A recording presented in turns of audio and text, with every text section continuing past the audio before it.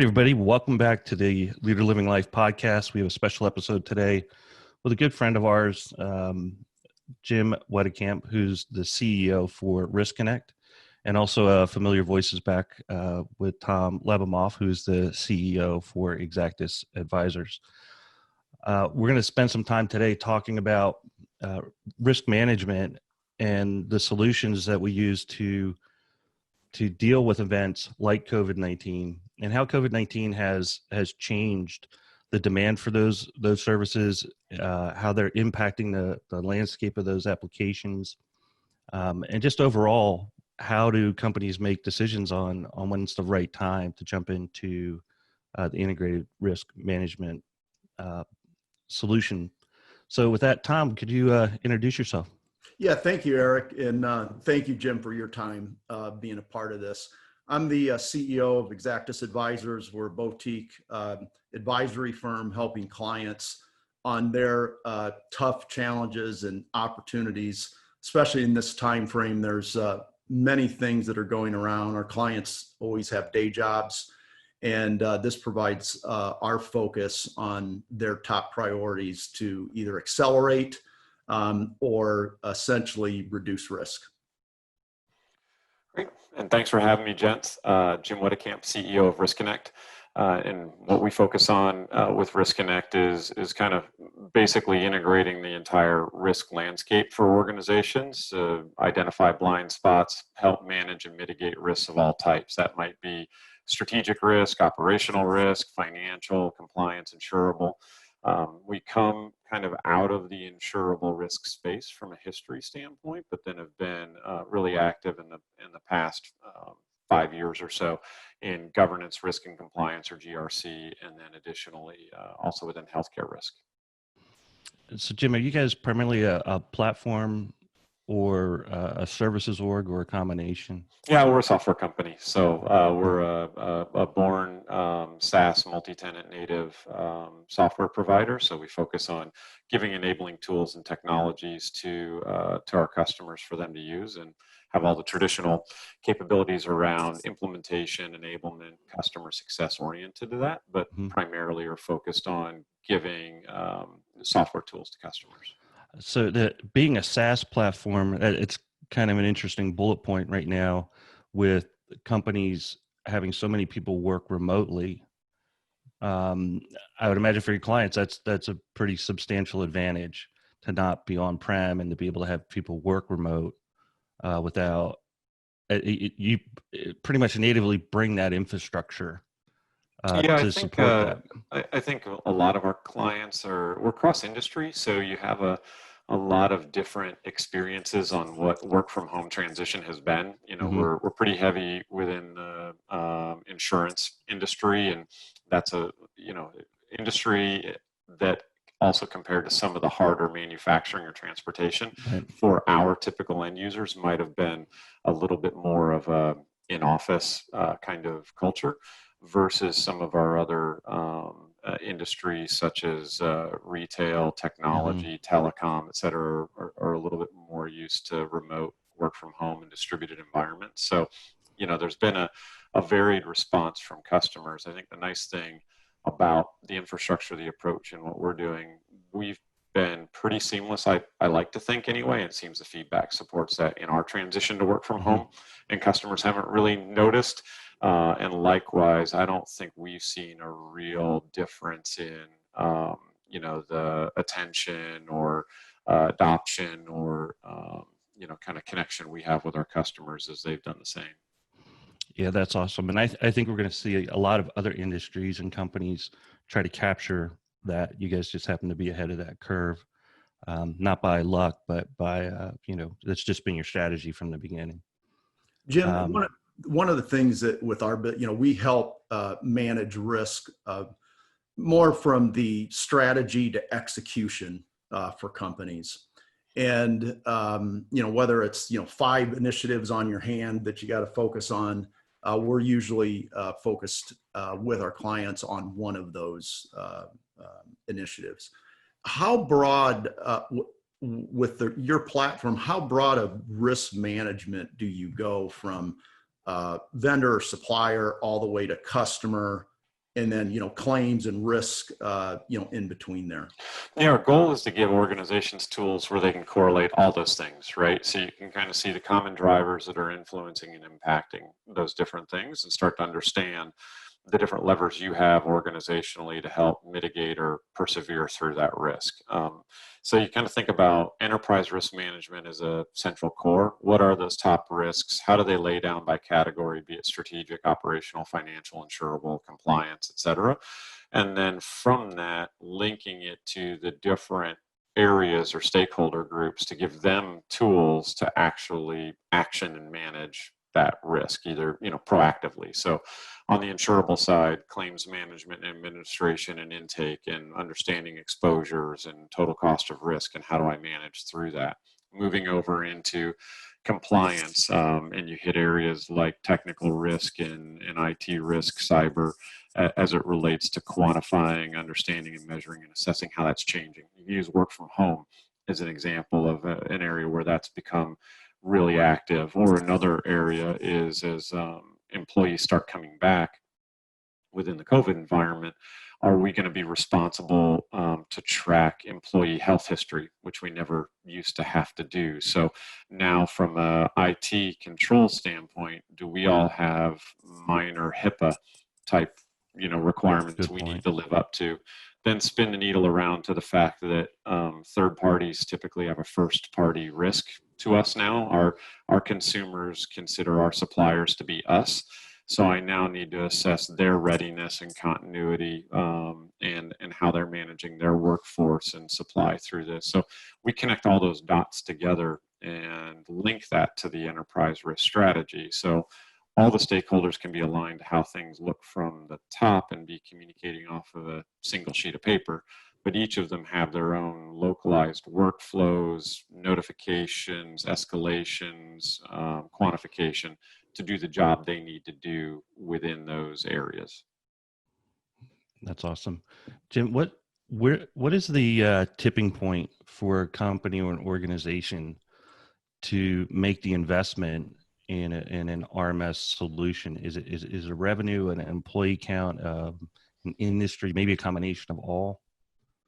It really is kind of an intersection of different things. So there's not one size fits all template. Obviously, you kind of see large organizations have lots of things to be at risk, lots of locations and facilities, lots of vendors, lots of employees, lots of customers, fleet, assets, all these things moving drives a larger need to harness all of this data and get your hands on it. But we even have, implementations and customers that go down to one or two, users that are really using it for quantification, purposes. It's less a system of action and more of, I've entrusted certain parts of my risk to other places. I've either transferred it or it's existing, but I still have a need to understand it, quantify it, and make sure that I'm policing the police, as it relates to how my risk is being managed. And that can be a really, really small 1 to 2 to 3 person risk shop as you think about it, or where, the CIO owns everything from is that router working to am I, certified for SOC 2, that there is no kind of single template definition for that. We tend to see, the solution most widely adopted in, larger organizations as you kind of get up into the, 300, 400 million in revenue and above. But we're also applied in really small organizations, non-for-profits, things like that. Yeah. Sorry, go ahead, Tom. No, I was one of our clients, they were a large manufacturing client. We did some work on supplier risk, single source situations. And now with COVID, you add that dimension, not only from a supplier coming in your house, either remotely connecting in by their systems, physically, within the four walls. And now you have the health concerns of COVID for that, which, I think you're starting to see because you're a supplier, to your customers. But what we saw, there was a big focus on, hiring practices that the supplier does, which really ties more to the cyber, making sure that there's not a foreign agent somehow infiltrating my company through the supplier. But now with this COVID, I think you're bringing up a great point on, our company's going to be either forced or suppliers are essentially going to have to abide by whatever rules these companies are putting in place.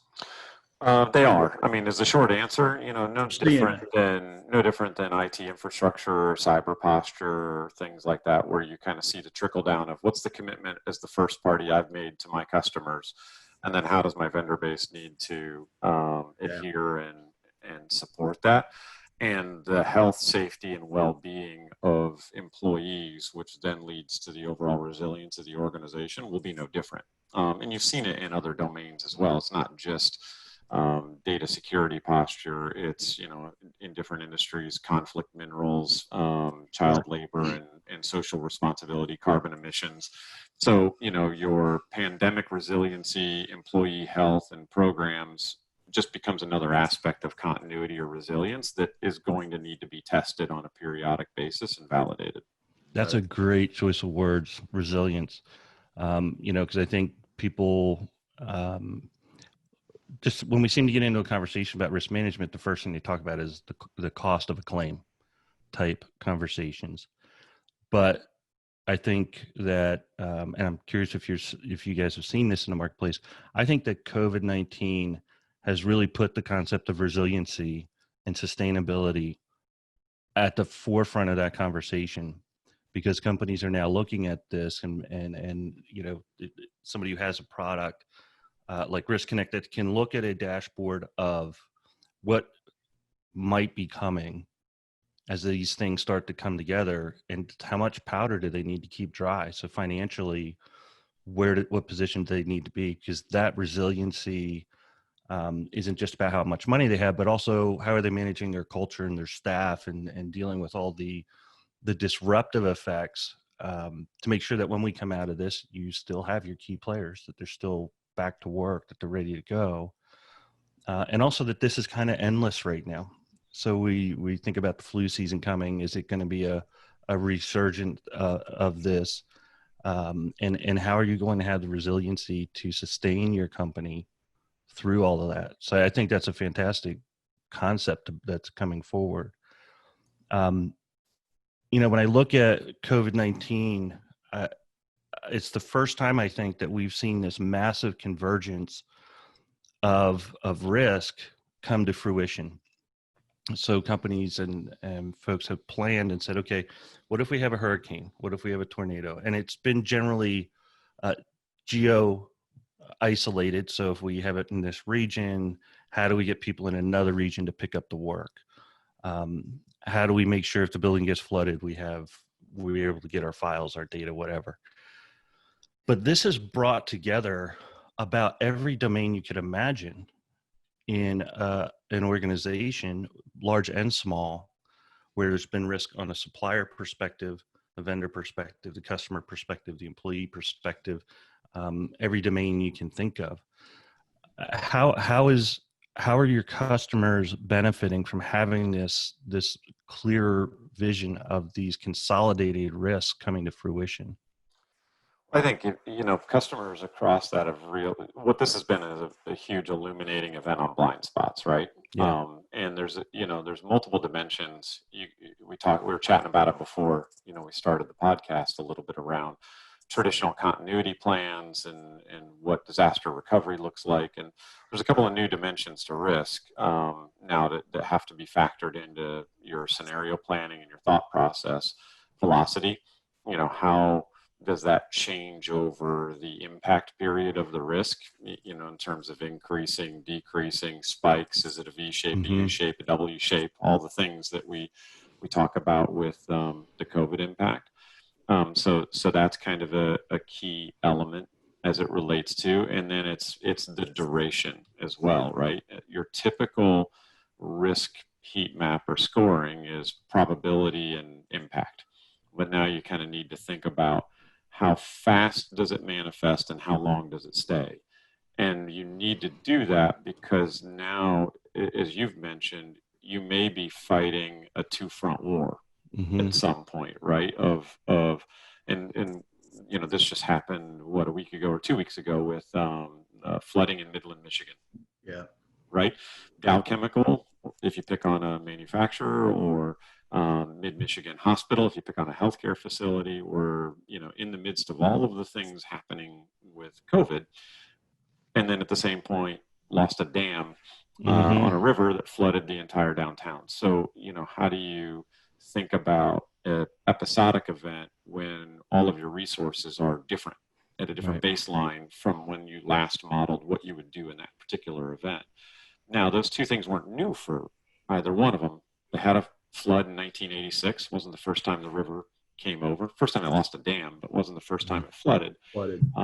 But, they knew what that looked like and what their plan was and what they did the last time. They knew how protected they were. Had they reinforced and done things since then? But they didn't necessarily at that time think about moving people with the proper PPE, how to think about your more at-risk employees or patients and all the like if evacuation was necessary. So those are all things where now your scenarios are overlaying. So that's just one little example. What a lot of organizations now are doing is because of the duration of this, they're now modeling a new risk threshold or baseline for their previously done scenarios. Because they've got, if you pick on manufacturing, they've got tighter supply based upon availability. They might have to think about more localized inventory because they can't trust necessarily transatlantic or Pacific distribution all the time. So some of the things that we had done supply chain wise to get lean and thin, we might have to undo a little bit and carry a heavier cost for contingency based upon this. And that's a lot of what the evaluations or plans are being done now. And these are, when you talk about large impacts, these are sophisticated organizations that can think through these things. They know where their dependencies are. Tools can help and will help in terms of keeping everybody on the same page, being ready for the next time. But I think the big learning was taking these plans and these thoughts and then carrying them to action. And that's what's been really interesting for us, kind of with who we talk to most, at least it's our experience, how risk management kind of got looked at by the organization, from a lot of different directions, C-suite, IT, operations, of like, you guys are the risk guys. What are we going to do? Right. Handle it. And they kind of, from our lens, became a quarterback to start to pull these things together. And that's an environment that we think will continue. Like, all these stakeholders started interacting with each other now on a more frequent and integrated basis. And I think that's gonna continue on into the future, which is good news for us from a market standpoint, but I think is better news for our customers, because it's just accelerating a trend we think we were already seeing with how companies were organizing around risk. Yeah, that blend of when you look prior, I guess, really to COVID, when we went in and would look at, let's say, business continuity plans, kind of from operations, people, process, and technology, there was that line that was drawn that you didn't really look at what's required at home office. You might have looked at call centers in another location and dealing with that. But now you're sitting in a situation where, and even in the future with whether it's ATM or our point of sale systems go down and you have to have cash to buy anything to layer on, that responsibility, corporate responsibility, is now bleeding into really your personal life. Because just one small example, my son-in-law works for a large financial company, and he didn't even have a laptop to be able to work, and he's in compliance. And then it was, well, do I go out and buy a second screen? Do I upgrade my internet? It was endless. So to me, there's a point where budgets, how things are looked at, and what is risk is all changing. I don't know if you have a perspective on, even with your own company, there's probably situations where people weren't equipped maybe key roles like renewals for you. Whoever does the renewals, whether they're, in some cases could be manual or automated, there's always some interaction. They're probably the most important people in your company at that point, not your new sales guys. Well, we saw it in waves, I suppose. So, and again, a lot of that has to do with who our customers were. If you kind of take the phases of how this is progressing, the initial phase was triage and response, and that was the mode we were in because that was the mode our customers were in. Sure. So we saw a lot of early pressure and reactivity and agility from our customer success and success services functions, mainly on adapting our customer solutions to track COVID-related issues, claims, any manner of issue as risk management was turned to and said, guys, how are we going to get our hands on this? We need to understand contact tracing. We need to see where this is happening in our stores, plants, trucks, et cetera. So we need to add fields and attributes. We need to communicate this to our third-party administrators. We need to start to collect and do analysis on data. So our initial pressure came on that team. And I'm really happy with how we performed in that regard. We were really agile in terms of shifting capacity and resources, being responsive and trying to help put our customers out in front of the problem to the level that they can be responsive. And as you kind of moved into our own transition of like, okay, we're working from home. We had some locations, different regions had different lockdown restrictions on travel. Might that be like zone or county or location? And I imagine a lot of folks ran into challenges like ours. Everybody went home pretty reasonably well. We would have made some different decisions on the onset if we knew they weren't coming back. Like, hey, take your monitor, your mouse, everything. Right. Just clear it out and take it with you because you're going to be there for a bit versus trying to redistribute some of those things. And also, oh, your laptop broke. I can't ship you one because there's nothing moving. So, can you get to a local store? Can we actually have people do checkpoint handoffs? Like we had to kind of revisit the IT infrastructure. And our team was creative in doing that. And I think, we're a little company. So what was happening with larger, vendors and folks with thousands of employees on a distributed environment was probably that, times 11. Same kind of issues. But that's kind of in that as you start to realize you were going to be here for a while. Now the phase we're in is starting to look at obviously what reopening looks like when you return, and there's a lot of adaptation from a risk standpoint happening. It's what are my phases of internal policies and procedures, my vendor policies and procedures, business travel, minimum amount of PPE required for an employee to be within an office, and then what's the new normal look like as we kind of get back to full time, and what's it going to look like over time is kind of in the phase that I think yourselves, a lot of organizations are in.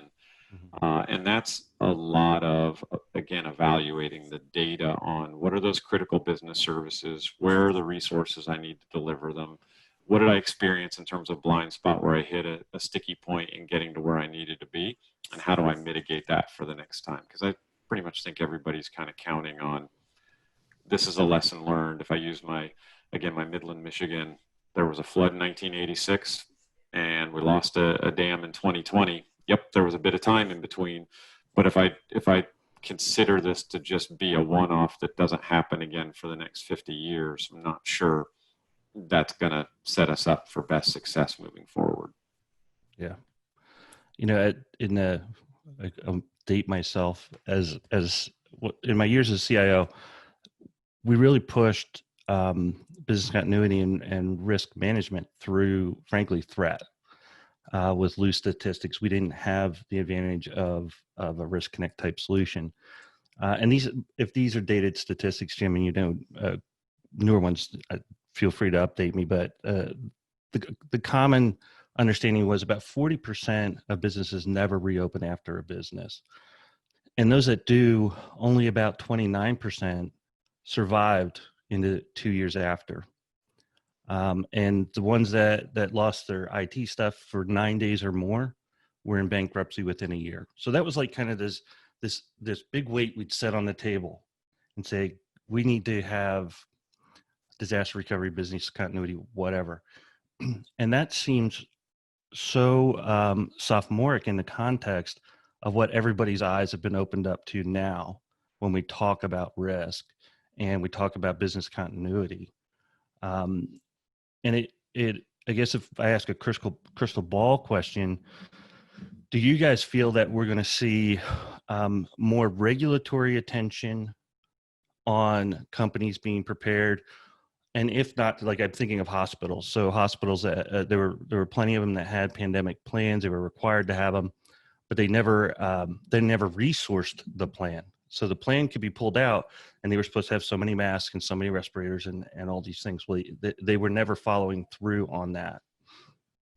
On the so I could see a regulatory pressure there, but also what about shareholders and boards at public companies? Are they going to change their expectations and elevate this attention around risk management to the board level with sincerity? Because we always played it lip service, but I think that this is going to put aside lip service, and that's going to become a bigger measurement in the performance of a company's leaders. Yeah, I do think you'll see it if you kind of use it on a 10K level in terms of, let's fast forward to next year's 10Ks that are coming out, and I'm pretty sure very, very few of them mentioned pandemic before, and whether or not they use the specific word again or not, but whether or not they highlight the fact that the business may be susceptible to extreme fluctuations of customer demand based upon things out of the organization's control, because they've depending upon your industry, if you pick on travel and entertainment, they did, right? I mean, if you pick on construction, you have businesses that are facing year over year 90% reductions in sales right now, depending upon who they are, and whether or not they need to disclose what they're doing there and how they're thinking about that. I think will change. You do run into the scenario though that some of that risk is unavoidable, right? Because in the manifestation of it, you just wouldn't be a business. Right. You're not going to be perfectly duplicated in everything. Yeah, you can't. If you're a travel business and travel is shut down, there's not a mitigation step. It's called not being a travel business. Right. So it would be hard to have a side hustle to say that, well, in the background, we'll start a different revenue generation. We're going to be, we're going to start making masks or things like that is difficult. So, how we think about some of these things are going to evolve. And I think we're going to learn a lot through the reopening phase as you start to see some of those higher impacted industries reopening. With healthcare, for example, it's a little bit of a different scenario. You're picking on, particular instances or things like that where there weren't enough lifeboats on the Titanic. And why was that, right? We knew what needed to be there and what ended up happening. But I also don't think that's unique to the organization. We also had more national challenges related to the distribution of PPE and how we thought about supply, and states kind of waging their own discussions and arguments about who was getting provided what. And I think there's just going to be a lot of change around that aspect of resilience, at least nationally here, beyond just what individual organizations are thinking about in their preparedness. I think the area where we'll all be better ready is just thinking about what a long sustained and wave oriented disruption looks like and how to step through the phases. I think that's where everybody's gotten a lot smarter in terms of stop, assess, evaluate, next phase point, assess, evaluate, and kind of moving, the qualification criteria to enter a phase, the qualification criteria to exit it.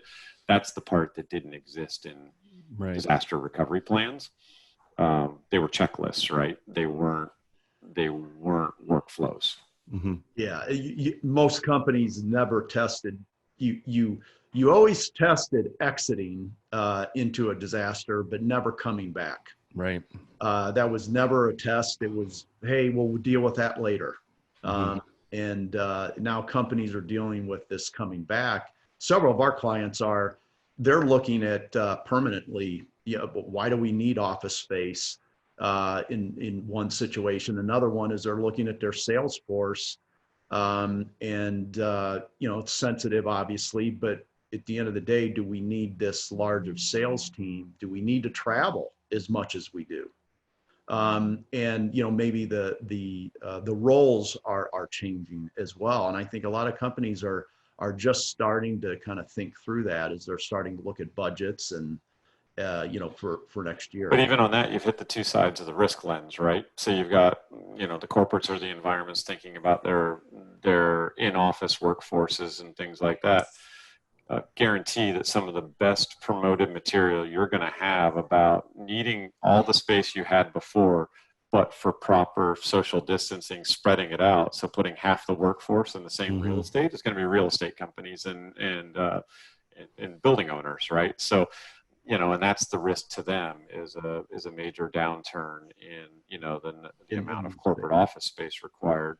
And then the cultural change. And we don't necessarily have readily available statistics, but I bet they're being unearthed right now on what organizations have made a 100% shift to remote. How long have they done it? And what's been their experience on things like cultural decay? And now, as you get back into the risk management world, how do you quantify that, right? How do you put a number on that in terms of risk to the organization of cultural decay and whether or not it's going to happen, likelihood, impact, those kinds of things? But I think a lot of folks are thinking through that. Yeah, I'm glad you bring up the culture. I was thinking about that in your earlier points, Jim.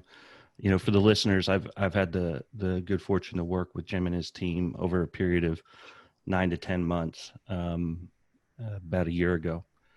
And as you were talking about how your team was being agile and adjusting, it doesn't surprise me that you guys had success at that because you were so focused on having a healthy culture that you had a culture of agility. You had a culture or have a culture that's focused on a certain degree of autonomy. So people have the freedom to solve problems.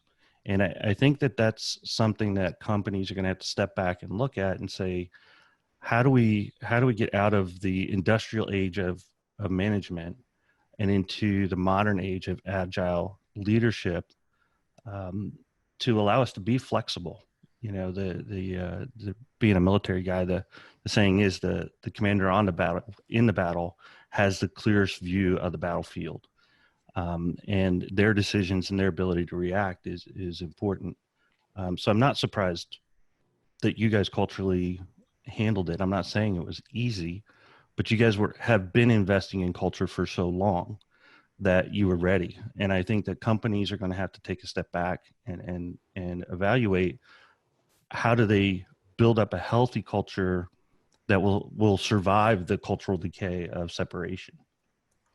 I think the big opportunity or challenge there, I guess, is people want to do the right thing. Most folks on a team want to serve the customer. They want to drive ahead, and I'm not so sure that culturally that proactiveness is a huge challenge for a lot of organizations. The problem becomes in how much autonomy you have without alignment, right? So our head of HR refers to it as flexibility within a framework. And that comes back to integrated risk as an example. If you don't have kind of the top level thresholds, risk appetite, objectives, if you haven't linked your risk program to your corporate strategy, then it's hard to set folks loose and have them feel comfortable, right? Like I know the boundaries or parameters I can operate in. I know I'm headed in the right direction. I might not be doing it, exactly the same way the other person is, but I know right now the main goal is to just grab the ball and run with it because that's going to provide the most value. And I know if I'm getting close to a guardrail on the left or right side, based upon the fact that we all kind of have the same core objectives, and that's where the hard work comes in, is trying to reinforce those, establish those, get everybody connected and aligned on them. Because I think you can go to every single person, at least in our group, and say, hey, what do you think the most important thing is for us to do? And it's like, serve our customers well. Right. Yes, great.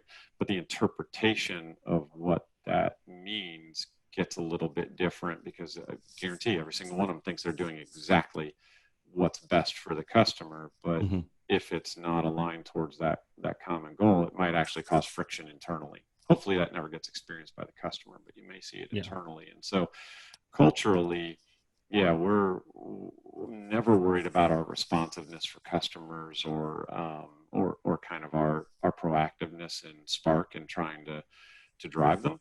What I try to focus on is clarity, communication, transparency, and keeping everybody on the same page of where we're going as an overall group. And in this new environment, what are all the different tools that you try and use to do that? You know, the informal Zoom chats, town halls, videos that get distributed, weekly emails. So trying to accentuate the communication threads to just try and keep everybody on the same page of those top goals.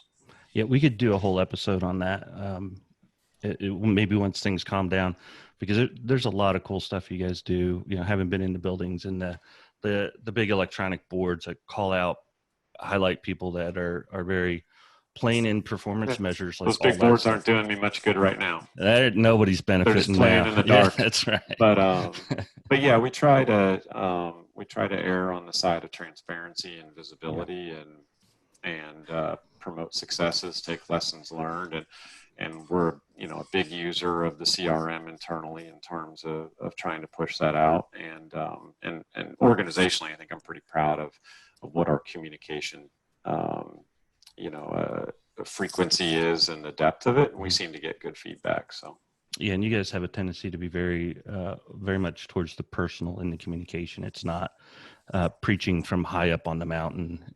It's very engaged with the employees. Well, we're all from home now, so you're going to hear the dog in the background. Kids, yeah. It's all good. My interesting this eroding of the culture. If you've worked with individuals, time and time again, it's easy to get on a Zoom call. You can sustain that. It's the new hires that become the challenge, I believe. My daughter ending up left a job, started a job in the middle of this. And so her first day was on a Zoom call. And she hasn't yet been in the office. We're in the Chicago area. Both her and her husband are working from home and trying to figure out how to, what room do they work in. But, many individuals and companies out there that are starting and maybe in growth mode and they're hiring individuals, I think that's where it'll be a challenge on the culture. But as you look at the millennials, they're very adapt to this online nature. What do you mean I got to go to the office to meet you? Well, this is fine. Right. So I think that this is going to be some interesting backdrop of how all this shakes out, from office space to your point. And maybe there needs to be more office space now, right? Yeah. With social distancing. Every time I try and correlate something to a particular demographic, might that be a tenure or, the age of the generation of the employee or the location, it always ends up being wrong. When I look internally, some of our biggest drive on internal collaboration, driving a sense of community, et cetera, 2 people that have been in the organization for a little over a year. Some of the most innovative, side projects and team building and culture building activities have been led by employees that have been here 20 or 30 years, as it relates to some of the acquisitions we've done in the tenure of some of the folks. So every time I try and say, we need to make sure that we position for A or B, or we think about our millennials or not, the common denominators kind of always come to the top, and they're pretty similar in the end. It's people want to know what the plan is, even if they don't like it. They want to understand ambiguity is bad and transparency is good. Feeling like they're in an environment where, decision making and empowerment is rewarded. And even if we make mistakes, under the auspice of lessons learned and moving forward, we can make it through those. I don't think that has a demographic. And so we've seen new hires come in and hit the ground running. We've seen, new hires come in and we've had to work to get them integrated to the right thing and teach them how we work because of the size of the organization. Mm-hmm. And I so far haven't found that there's a Any column in a spreadsheet that tells me which way it's going to be. Yeah. We try to hire towards our core values, and if the person has spark, drives a sense of community, is focused and wants to pioneer and build solutions, they're going to fit in just fine. Yeah, that's awesome. And the ease and clarity with which you communicate that, Jim, is exactly why it permeates your organization.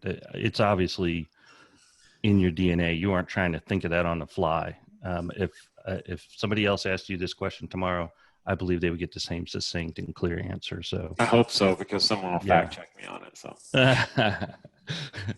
All right. Hey, Tom, can I just ask you a quick question? As somebody who's an active investor, somebody who is represented on boards, have you formulated how this is going to change your interaction or questions or expectations of the firms that you're invested in or the firms that you represent on a board level? At this point, it comes back to leadership and the belief in the management team. And back to really what Jim was saying, the core values, it really, if that is what is exuding out of your pores, and the passions there, I really, for me, in the companies that I'm looking at and involved in, and even with clients that we want to do work at, that's always what we look at, right? It's that people side of things that's going to make the difference. Is there going to be a different expectation on how they're planning for risk and dealing with that in light of the experience of COVID-19?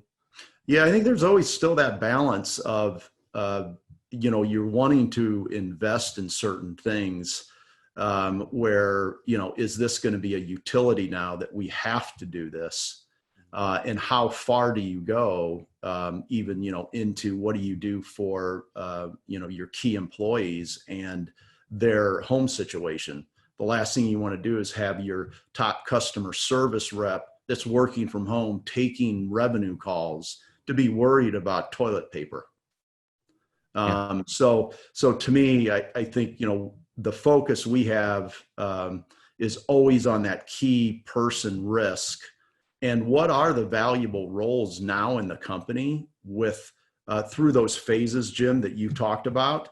The roles change. Who's important actually changes. It may not be the senior C-level titles. It could be literally the customer service reps that are working remote, because they're the ones that are delivering the revenue, keeping it alive. Yeah. And so I think short and all, to me at this point, not yet. I think things are still being shaken out. There's still a lot for us to work through. You hit a great point, though. I think we, even for us, we've had to, take feedback in terms of surveying our team through this process and make investments on health and wellness programs and things like that for folks that are at home, right? And how to think about their ergonomic setup, what they're doing during the day, how they're staying motivated, et cetera. And then even one of the more primary points of feedback in the past couple of weeks has been financial wellness. So things beyond our scope, but how they should think about investing and saving and reducing expenses and spend and things like that as they think about the economic environment. And how do we give them, as an employer, tools they can get their hands on to help them with that, because we want them to feel like they're getting the resources they need to be set up for success, even if it's outside of the realms of of the services we provide as a company. Yeah, that's a good point. Yeah, and the mental health part that ties into that as well. Just being, Illinois, for the residents of Illinois, we've been locked down for 2+ months. We're done with this. It's over. Let's move on. Then you should go to Wisconsin. Go someplace else. But I do. There definitely is that wearing on some of the New York, New Jersey, some of the residents that are in harder hit areas. and it's tough, but we're going to work through it. Things are coming back and sunshine's coming. You guys are all good down there in Atlanta. Yeah, we've got some eyeballs on us, I suppose, from a national standpoint. We'll see how the next couple of weeks proceed, but yeah, I think it just adds the complexity of it as well. The different states organizing what reopening looks like on differing levels, and most organizations being national, in some regard, and having to think about those at different stages for different people across the same team, more or less. Yep. Jim, yeah, leaders lead. You guys got a great company, great management team, and thank you for us being a part of that. Appreciate it, and likewise, we're always happy to collaborate with you all, and thankful for the support you give us. Well, guys, this has been really a good conversation. Jim, I know that we've got a short leash with your schedule. Same with you, Tom, and we're coming up to the top of the hour. So just any last points you guys would like to make before I do a wrap up? Stay safe. That's a good one. Wash your hands. Yeah, thanks a lot. Tom? No, I think Jim, keep it light here. We're coming up on the weekend, and good weather. We just passed Memorial Day, and thank you for all the frontline Blue and nurses and doctors that are out there in the thick of it. And a lot of my friends are in blue collar jobs, working every day, while I have the luxury to sit at home and work. So thank you to the ones that are making it happen. And Jim, quick question: How do listeners find you guys? Riskonnect.com. Social media, what's the best way for people to find out more about Riskonnect? You can find us on LinkedIn as Riskonnect, or go to www.riskonnect.com, and or just Google integrated risk management. We're gonna come up, I hope. You probably ought to tell them how you spell Riskonnect. Riskonnect. Perfect. There'll be people putting hyphens in and all kinds of stuff. I hope you still find us, or I got to talk to marketing. Fair enough. All good. All right, guys. Thank you so much. A great episode. For the listeners, thank you for all the support. We're in over 20 countries, over 200 cities now, and appreciate that you continue to share us with your friends and colleagues. And with that, thank you guys, and we'll hopefully have you both back on again soon.